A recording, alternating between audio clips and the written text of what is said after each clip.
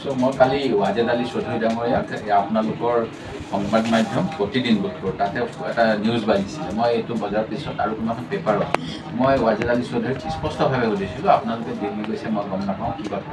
তেতিয়া তেখেতসকলে মোক ক'লে যে আমাৰ কিছু বিধায়কে আমাৰ CLPত আলোচনা কৰিছিলে আমাৰ কেইটামান পোষ্ট খালী আছে, যেনে কমলাক্ষ গুচি যোৱাৰ পিছত ডেপুটি CLP, ৰূপজ্যোতি কুৰ্মী গুচি যোৱাৰ পিছত আপোনাৰ ছেক্ৰেটেৰী, তাৰপিছত ৰকিবুল হুছেইন সাংসদ হোৱাৰ পিছত ডেপুটি CLP, কমলাক্ষ যোৱাৰ পিছত ডেপুটি CLP, এনেকৈ 3টা পোষ্ট খালী আছে।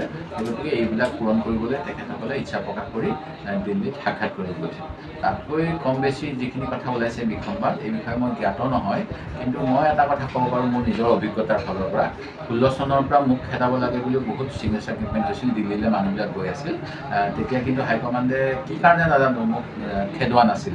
গতিকে এনেকৈ দৰ্খাস্ত লিখি খেদাব ক'লেও নেখেদায় কেতিয়াবা। গতিকে যদি তেনেকুৱা কাৰোবাৰ মনত আছে সফল নহ'ব পাৰে।